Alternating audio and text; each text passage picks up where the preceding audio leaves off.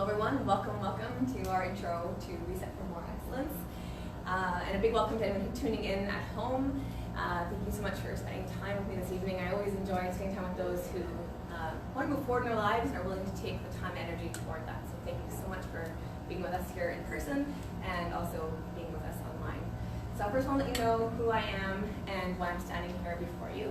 My name is Wendy Pronick, and I first took what was then called Pursuit of Excellence, it's now called ReSet for More Excellence, in the fall of 2016. And I took it on a whim. I didn't attend an intro like this. I had no idea what I was getting into. But I had a friend named Lucy, who I dearly love and trust, who said, "Hey Wendy, you should do this program." And I'm a joiner, so I said yes. But I wasn't looking for anything. I thought I had a great life, actually. But I've always been into self-improvement, so I thought, why not? With a money-back guarantee, I thought I had nothing to lose really, but I could perhaps become more excellent. And I'm always a sucker for a money-back guarantee. So fast forward to now, and I've now taken the complete series, including the graduate programs, and I've fallen in love with all of it. Really, these programs completely changed my life. More specifically, they helped to save a relationship that I was super dooming to fail. But more on that later. They helped me discover who I am at the core, which allowed me to have more grace for myself. I'm a recovering perfectionist. Anyone else suffering from perfectionism? Yeah. It hasn't been fun for me, and probably hasn't been fun for those around me either. So I'm working on getting rid of that. Also, it helped me to discover what my purpose is here on Earth, which has helped me to rise up and function at a higher level, raise the vibration, and help spread the fabric of goodwill that exists in the world. And that's why I'm standing here before you. Since discovering these programs for myself, I felt it's my calling to help as many people as possible find these programs for themselves and help them rise up, function at their most highest possible level, raise the vibration, and help make the world a better place. So that is why we're here. So thanks again for coming out tonight. My intention tonight is to let you know what the program is all about, let you know some key concepts, course schedule and dates, and perhaps answer any questions that you might have that will help you to make a decision about attending the next ReSet for More Excellence.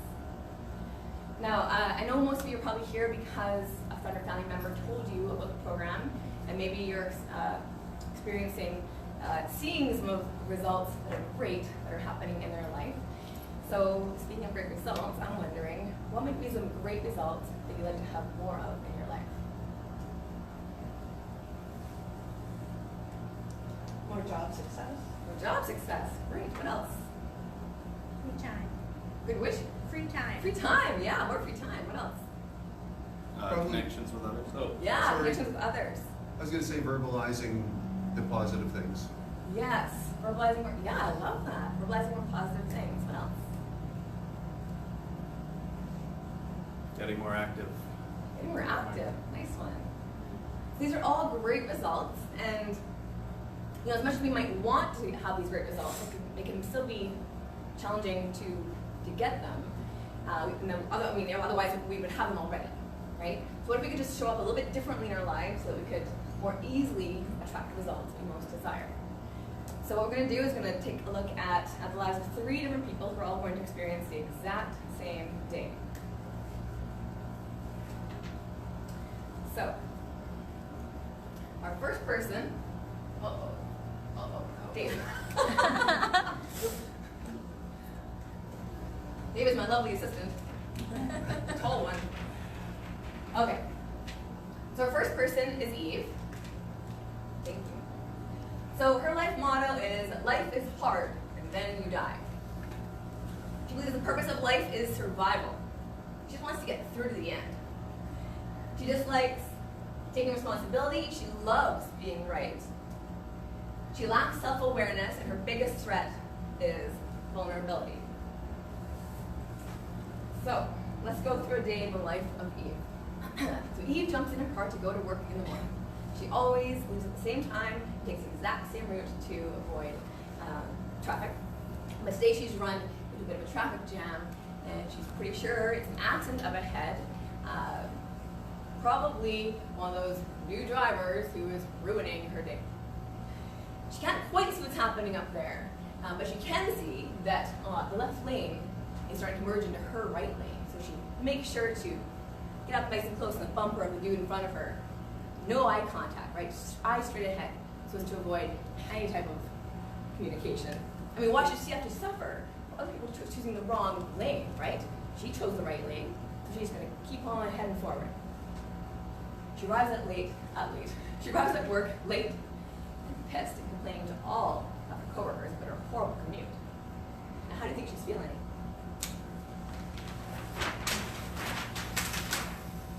Aggravated. Which? Aggravated.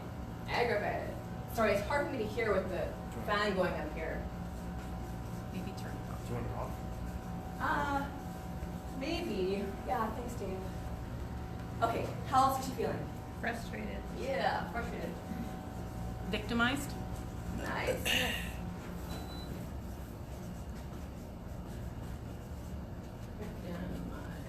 What else? Resentful. Next one. Her BP is low. Oh, increased blood pressure. That's a good one. I like it. What else?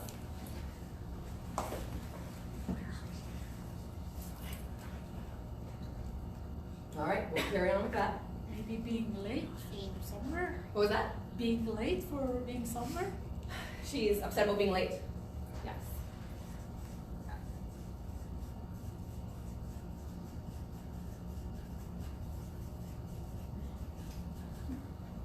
All right. So at work, it's announced they've landed a big new contract that's going to add more work to her already piled on work schedule. And she's really not impressed. So she, of course, is complaining to all her coworkers that they just keep piling it all over her. And you can't squeeze blood from a stone, right? If she was working for one of those unions, she'd file one of those grievances, that's for sure. Now, how do you think she's feeling? Entitled. Entitled, nice one.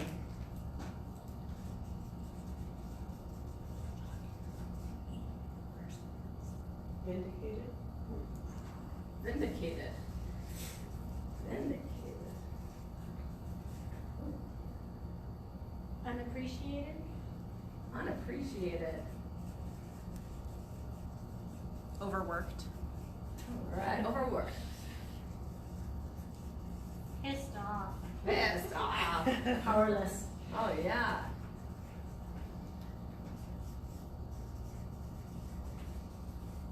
Now we're on a roll. All right. So after work, she sends a message to her best friend, wanting to complain about her day, of course. But her friend doesn't respond to her message. And she just wonders, well, is she even my friend anymore? I mean, she should be there for me, my time with me. I had the worst day ever. In fact, no one's there for me. No one's ever there for me. Life is totally unfair. How do you think she's feeling now? Lonely. Lonely. What else? Disappointed. Which? Disappointed. Disappointed.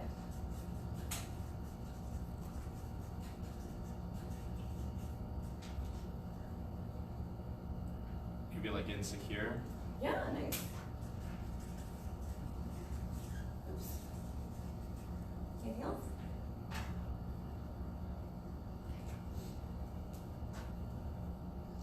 So, we all know an Eve, and perhaps we can all be her sometimes. Is anyone relating to that? She probably has good reasons for behaving the way that she is. But what I want to know is, how does it feel to have a day like that in the day of Eve? Terrible. Terrible. Yeah. And no judgment, right? She has good reasons for behaving the way she did. But how does it feel to have a day like that? What else? Exhausting. Yeah. Anything else? Worthless. Ooh.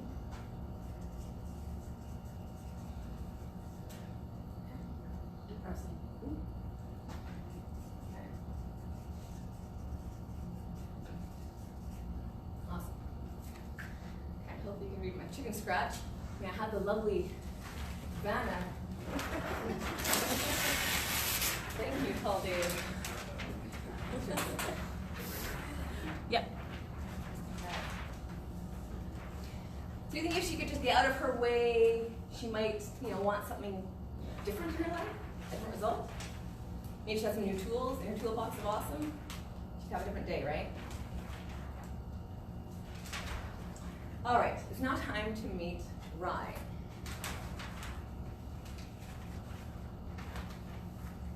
Tall Dave is going to help us meet Rye.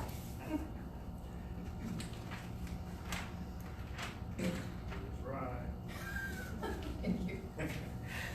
Okay, so Rye's life motto is, let's go, go, go. He believes the purpose of life is to prove his value to others. He dislikes imperfection. He's really hard on himself to keep moving forward. He loves accomplishments and checklists. He lacks time and fulfillment. His biggest threat is busyness, burnout, and distraction. So, a day in the life of Rye. So Rye jumped in his car, and well, you know, he winds up in the exact same traffic jam as Eve. And he's really upset, actually, because he's so worried he's going to be late for work.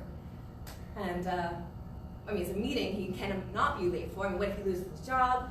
What if they find out he's not actually being qualified for his job? He's so worried about people realizing he's not actually qualified for his job when really he is. But he has this imposter syndrome, and he's so worried about it. So he swerves out to the side of the road to see if he can get around it, to not be late, but he spills his coffee all over his pants. He's freaking out. I'm always wrong. I chose the wrong route. What was I thinking? And he arrives at work late and flustered. How do you think he's feeling? Anxious. Yeah.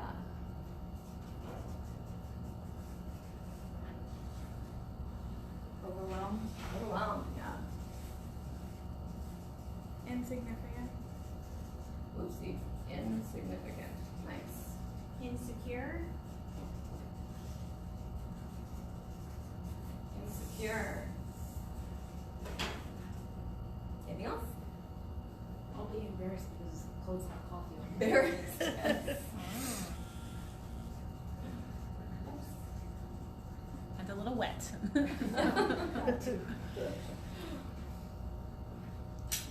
So at work, they have the announcement, there's a big new contract they just landed, and he's excited because he really wants to, do this extra work and prove himself. But he's so worried, he's already overworked, and he's just not sure how he's gonna manage all of it. But he thinks, well, I guess he could just, add evenings and weekends. I mean, who needs to see the wife and kids? And I mean, as long as the boss recognizes me, right? So he winds up getting through the day by drinking lots of coffee and getting through the evenings with alcohol. How do you think he's feeling? Tired. Yeah. Hungover. Hungover. What else? Frazzled. Frazzled, yeah. Hopeless. Hopeless. Out of control. Nice. Out of control. Stressed. Or irritable. Stress. Irritable. You're on a roll now, you guys. Irritable. Okay. Next word. So after work, he texts a friend. Let his friend know about his busyness and all his success. But his friend doesn't reply, and he thinks, well, gee, what if I did something wrong? Maybe I upset him. I can never get it right. Ugh. I think I did something wrong again. How do you think he's feeling now? Overthinking everything. Overthinking.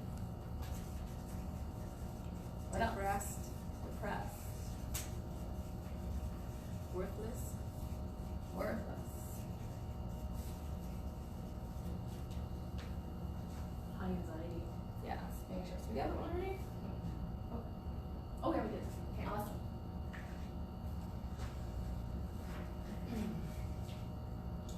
There's probably a few of you who can relate to Rye. I know I sure do. And again, no judgment. But how does it feel to have a day in the life of Rye? Stressful. Stressful. Yeah. You have that one already? Yep. Yeah. Yeah. I've spent lots of days like that.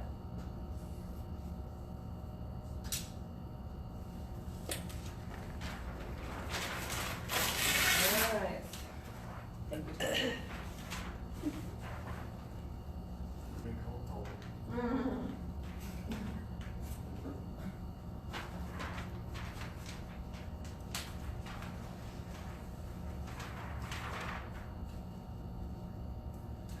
All right, time for third participant. His name is Bodhi.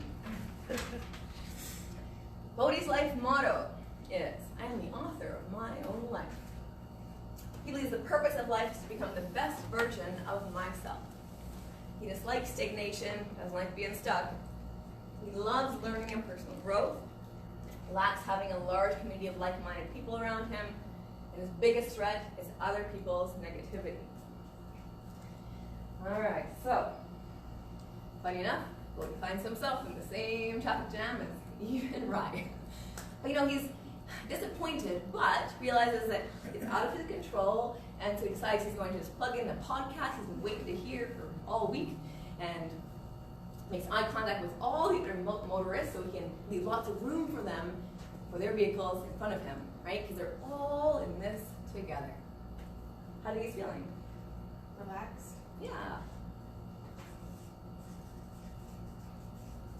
He's feeling loving. Nice. Loving. Smart. Smart. Happy. Calm. Go lucky. Go lucky. Acceptance. Acceptance. Nice. Confident. Confident.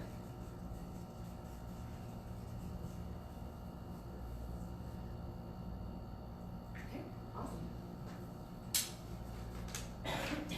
So the big announcement comes down at work about the big new contract. He's super excited because he's been waiting for this for so long. But he knows he can't handle his current workload and the new workload, so he decides to make an agreement with his work buddies that they're going to take on some of his workload so he can take on the current new workload. How do you think he's feeling about that? Cooperative. Cooperative.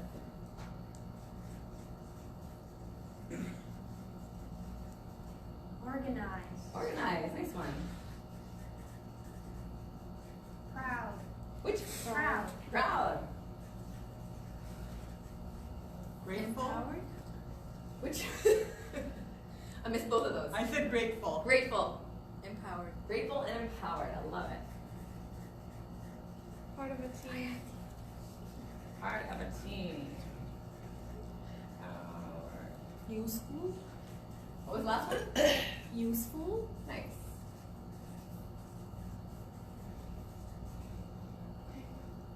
Great job. So that night he calls a friend to connect. The friend doesn't answer. And he thinks, that's great. They're having a great time with their friends. I'm so happy for them. So you know what? I'm just going to write in my gratitude journal and go to sleep. How do you think he's feeling? Like he had a great day. Satisfied, great day, yeah. Oops. Fulfilled. What was the last one? Fulfilled. Fulfilled. Fulfilled, yeah. Sleepy. Which? Sleepy. Well rested. Yeah.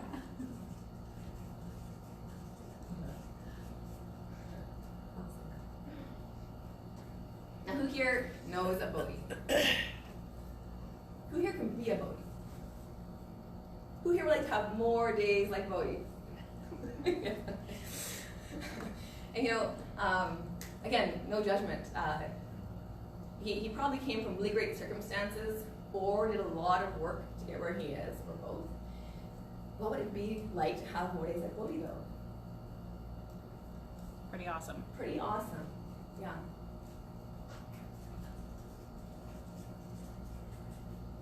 Okay.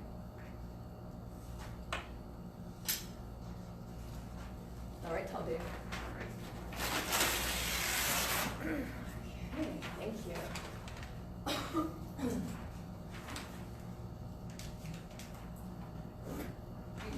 How does this get together, hey? Okay, so we've now viewed the exact same day from 3 totally different perspectives. And maybe some of this is hitting a little bit close to home for some of you. I figure we can probably be all 3 of these. And we can probably be all 3 of these even in one day. Is anyone relating to that? Yeah. We could probably be an Eve in one circumstance and be a Rye in another situation and still a Bodhi in a completely different arena.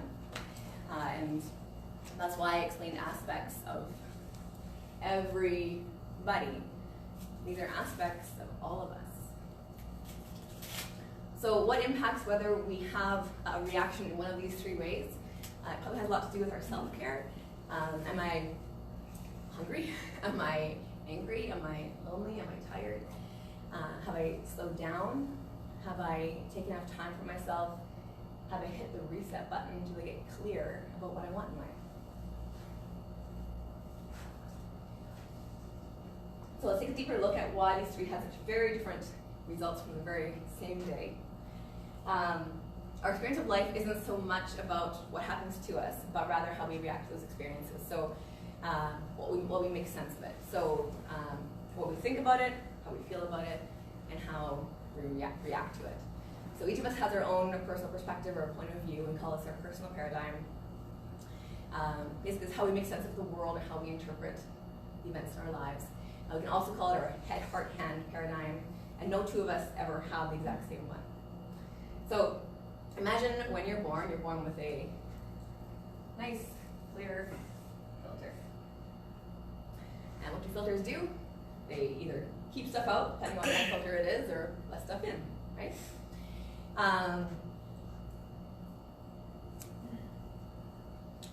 We're very intelligent human beings, so we're picking up a lot of stuff along the way. And so our filter's getting filled with all sorts of our experiences and learnings, because again, we're very intelligent and smart. Our filter is based on our assumptions and beliefs.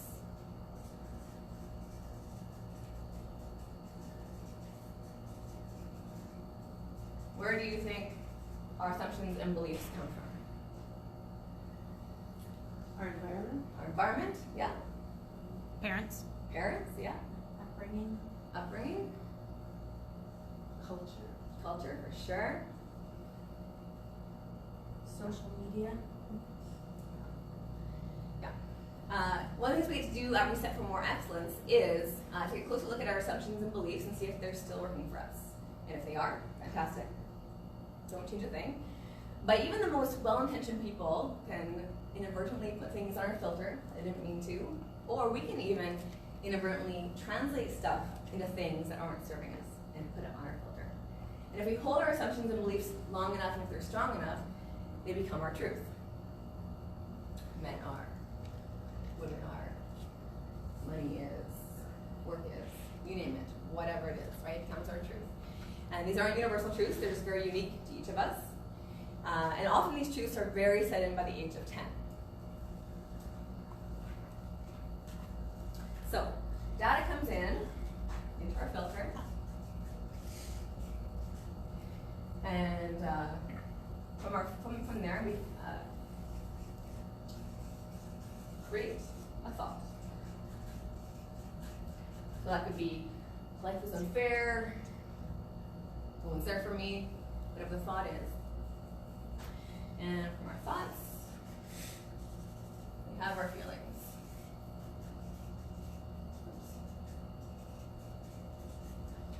So for example, when Eve's friend didn't phone her back, that went through her filter of, no one's there for me, life isn't fair, and her thought was, I guess we're not best friends anymore.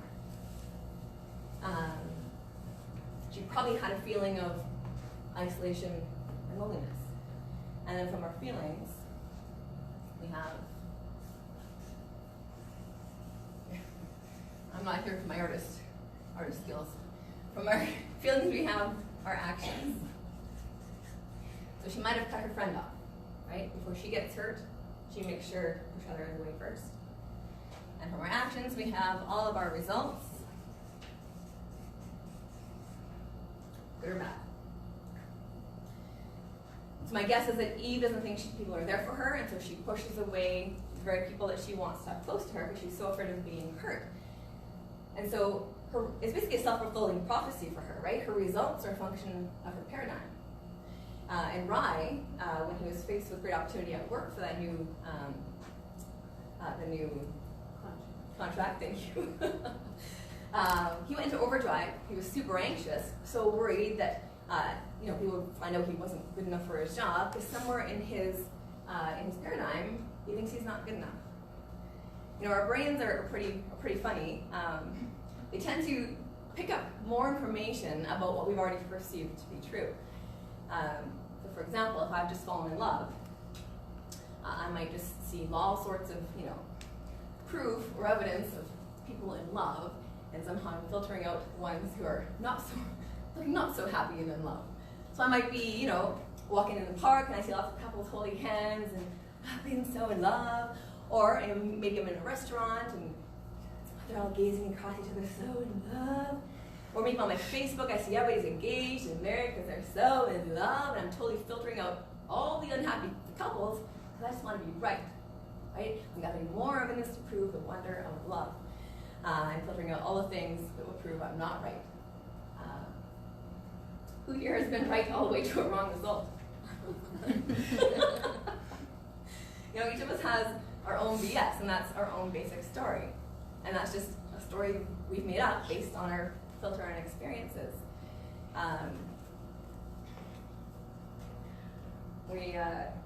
We all assume that we're right, but really, who is right? We just assume we are, but really we've made up a basic story. It's our own story. And the problem is that we think that our story is the truth. There's a good chance that what's written on our filters is untrue, outdated, disempowering.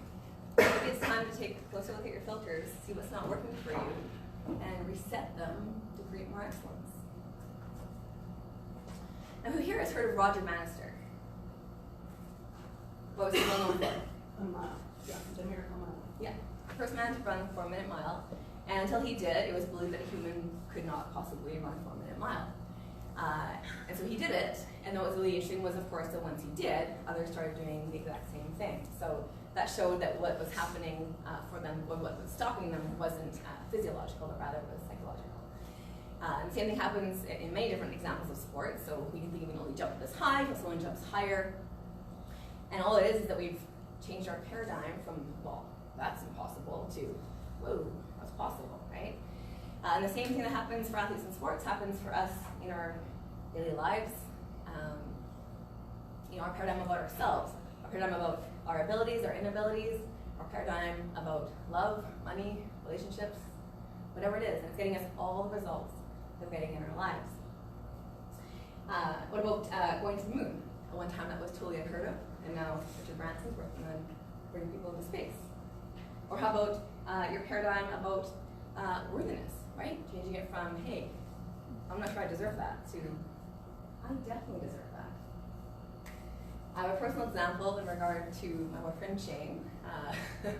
He was the first man I went on a date with after my husband died, and so I thought, well, this could never ever work because he's the first man I went on a date with after my husband died.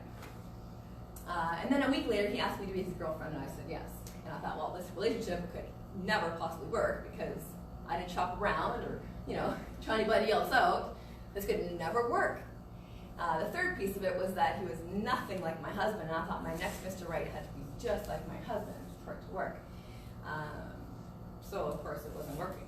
I mean, I called him Mr. Right Now. He was good for right now, right? Thanks, man. Anyway. About 1 year into a relationship, it still was really, really not working. And we had 3 breakups in 3 months. And it was about the time that I found these programs.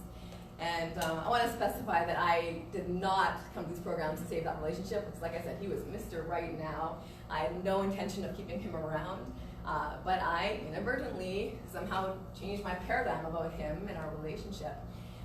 So my thoughts completely changed, so my results completely changed. And he's now my second Mr. Right, and we're going to be married on September 1st. So, I mean, this stuff really, it works, you guys. I didn't mean to do that. Like I said, Mr. Right Now, he's here for a good time, not Mr. Right. So, it's a pretty rad result without even meaning to do that. So paradigm also informs us of our comfort zone and where we're stopping ourselves.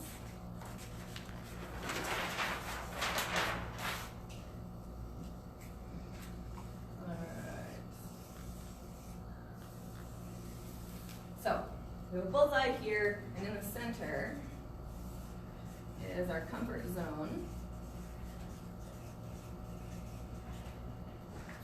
So comfort zone is a nice safe place, not not much risk is happening here. It's pretty safe and comfortable, and yeah, very little risk of failure. It's not very scary. It's just comfortable. Typically, it's kind of on the small side. For example, if someone asks us to do something that's outside of our comfort zone, we'll just go, ooh, no thank you. That seems a little bit scary, right? Eve probably has a very small comfort zone, and it's probably pretty rigid. So if someone asks her to do something outside of her comfort zone, she'll emphatically say no, and perhaps berate you for suggesting such a ludicrous thing. On the outside of our comfort zone, the far side, is our panic zone. And this is a huge leap from our comfort zone. There's a lot of risk of failure happening here. It can be a lot scary, actually. Rye is someone who regularly leaps from his comfort zone way into his panic zone. For example, let's say he wants to get in shape after years of being sedentary, and he decides he's going to go to the gym every single day, 2 hours every day. He's going to cut out sugars and carbohydrates and fats and all the food groups. And he winds up 2 weeks later flat on his back, wondering why he has all of these injuries. Well, he's leaped so far from his comfort zone to his panic zone, has injured himself, and then reaffirms his belief that, well, exercise always leads to injury. And then what do we think about taking a risk? Don't do it. Not a good idea, right? So the idea that we want to do is move into our stretch zone. So Bodhi is someone who regularly likes to move into a stretch zone. That means just taking little baby steps, maybe dipping a toe in, testing the water, and seeing what happens. So if he wants to get in shape, he might go to the gym 3 or 4 times a week, maybe for 1 hour, maybe increase his water, cut out some processed food, right? And then get some little baby successes, and success breeds success, right? And then once we have some momentum, suddenly our comfort zone has expanded into our stretch zone, right? So it's a far better way to approach the scary things, and then avoiding the huge rebound that happens when we make that huge leap in the panic zone and winding up right back in our comfort zone again. Because really the awesome stuff is happening out here, but we need to take those baby steps towards getting there, or else we're going to wind up freaking out and winding up back in our comfort zone again, right? So over the 3 days of ReSet for More Excellence, you'll become more aware of what comfort zone is, where you're stopping yourself, and then we'll give you some awesome tools to help you get more comfortable with stretching in your comfort zone, get more comfortable with having more in your life, so you can experience lasting change. Now that's awesome, right? And there's a lot more tools covered in your 3 days of ReSet. There's about 20 different tools, actually. You could use some more tools in their toolbox of awesome. Awesome. So we have tools to help resolve conflict. Could anyone use some of that? Breaking patterns like procrastination. Emotional intelligence, which is the ability to regulate your emotions so you can change your results by responding more effectively. That's a great one. And making choices. I always thought that making choices was, well, about how hard could it be, really. But really what the truth is that making hard choices is hard and making easy choices is easy. But what I have found since doing this work in these programs is that I've become so clear about what's most important to me that now making harder choices is easier for me. Because I have real clarity about what is important to me, and so that allows me to much easier say yes to the important things and no to less important things. Just becoming more clear about it, right? How many of you like to feel in control? Anyone feel stressed when you feel out of control? So one of the things you get to do at ReSet for More Excellence is really get in the driver's seat of your life and align who you are and what you do with purpose. And when you're aligned with purpose, it really just allows the stress to just start to dissipate. And that's not to say that you'll be on track all the time. You're human, everything will happen. But what's great is that you'll recognize when you're off track and know how to get back on track. And that's a really powerful place to live from. And leadership. Determining your leadership style, learning how to leverage your natural strengths. I believe we all have natural leadership skills in all of us, just a matter of nurturing them and feeling the confidence to actually employ them. Leadership is about being a leader, in our community, in our careers, in our lives. So what does it mean to be a leader in your life? I think it's about showing up, fully participating, being fully engaged, showing up, right? So if you want to feel more fulfilled in your life, start being a leader in your own life. All right. Oh, I didn't mark my page. Here we go. So, it's time for some logistics talk. ReSet for More Excellence happens on Friday from 1 to 10, Saturday from 9 to 7:30, Sunday from 9 to 7:30 p.m. The next course dates are September 13th, 14th, 15th. And the program is $695. Now for the big close. But not tonight. Come on, that was funny. Come on, how much is it? Tonight, we're knocking up $100 for being here. And if you're tuning in online, there should be a promo code for you to get your $100 off. Now, there's two things I want to say about this. Number one is there is a lifetime audit privilege. What this means is you pay your money, take the program, and then you can take it for the rest of your life, however many times that you want to. You're probably asking, why would I take this over and over again? I have a lot of friends who have taken ReSet for More Excellence over and over again, and typically they do it when there's a life change. I mean, just any time for a refresher, right? So I have a new partner, I have a new job, became an empty nester. Whatever the life changes is a great time to really reset yourself. And if you're really stuck on the price, just simply take the course 595 times. That breaks down to a smoking good deal, you guys. Thanks for laughing. Okay, number two. It's guaranteed. This is, like I said, what got me hooked. I'm always a sucker for a money-back deal. We've offered these programs to tens and tens of thousands of graduates, and less than 2% have asked for their money back. So that, to me, speaks volumes. And there's no hassle, right? You decide at the end of your Sunday if you got the value that you were looking for. We don't want you walking around going, oh, that stuff sucks, that's bad for business. So we offer money back guarantee. That speaks volumes to how much we stand behind the product. And again, all you have to lose is your weekend, right? So I love that, I love that. Really hooked me. All right, team, it's check-in time. Check in with yourself. What kind of life do you want to live? Do you want to have more days like Eve, Rye, or Bodhi? This program is for everybody. It's not about whether you need it or not. Even Bodhi will take it because you're a lifelong learner. The important part is that you just simply take the journey and you get to decide when that is. I think the most important time, or best time to take it, is when you're ready for your soul to really start singing. When I took the course, like I mentioned, I did it on a whim. I'm a joiner, but I had no idea what changed my life the way it did. Some of you might have general goals like I did, and some of you might have specific areas of focus. But I know that whatever area of focus that you choose, you'll find tremendous value in these programs, and it far exceeds any expectation that they ever had.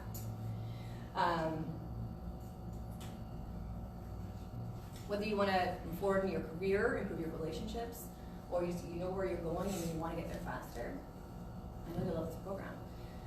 We all know the definition of insanity, and that's doing the same thing over and over again and expecting a different result. So if you want a different result, I highly encourage you to put down a deposit for the next ReSet for More Excellence. I know that by taking this single step right now, you'll look back on this decision as one of the best you've ever made. I know I sure do. Before we close up, I want to add a letter from Pam. She wanted to make sure I read a special letter to the ReSet graduates who just finished a week and a half ago. So she says, greetings to all of you. If only I could be a fly on the wall, I'd love to hear how each of you is doing and how you made out with your 4 action steps. I love results and I love the forward momentum that happens in people's lives when they engage in new learning. I think the key now is for each of you to stay involved in lifelong learning of some kind. Remember, if you're green, you're growing, and if you're red, you're rotting. If you keep pushing your limits and stay in the process of creating what you know matters most to you, you'll have a rich, full life, and you'll be an inspiration to others. If you play a big enough game, you will certainly come up against stuff and need new learning. But what a vital place to live. Many, many years ago, my mentor told me comfort is highly overrated. I really understand that now and experience such juice when I push up against my comfort zone. I know you know that now too, and my wish for you is that you play at the edges so you create the results you deeply desire. Thank you for all being curious and engaging so fully during our time together. And those who are heading to breakthrough have an amazing experience. Sending you all my very best wishes. I look forward to seeing you again. Perhaps you'll be at the back of the room with me assisting. I would so enjoy that. Pam. So, thank you all so much for being here tonight. Thank you to those of you who tuned in at home. Again, you'll have a promo code for your $100 off registering for tonight. And for those of you in the room, if you have any questions, we'd love to answer them. Look for a blue tag. Don't ask me, I'll probably be very biased. And if you are ready to get your jam on, there are some awesome people at the back of the room who would love to help you towards that next step. Thank you very much.